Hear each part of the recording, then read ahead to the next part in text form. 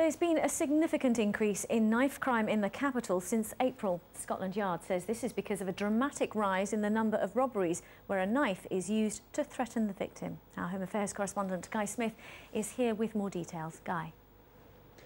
This is the worst case scenario of carrying knives. Someone ends up losing their life. But despite the number of murders and injuries falling, overall knife crime has dramatically increased. It's gone up by 17% in the 5 months from April to August. This is because of a rise of 37% in the number of robberies at knife point.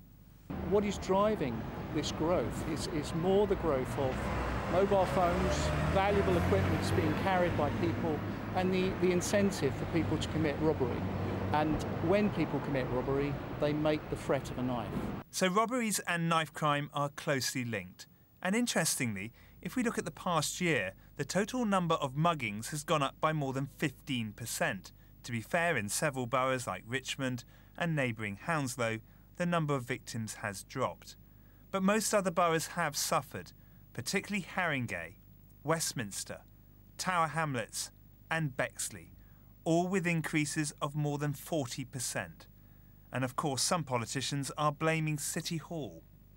I think it's very worrying indeed, because this Mayor, Boris Johnson, got elected on his promise of reducing knife crime, and yet here it is, the stats are dreadful, and it seems that young people are very much at threat now and living, I would say, with a lot of fear. And when Boris Johnson became mayor 3 years ago, crime was a hot political issue. 2008 was the worst year for teenage murders. 30 young people were killed, mostly with knives. High-profile morning raids, metal detecting arches and an increase in stop and searches were all part of what was branded Operation Blunt 2. The murder rate was halved. What's worrying though is knife crime and robberies are again on the rise. People should realise that if they're caught with a knife on the street of London, they will be charged and go to court.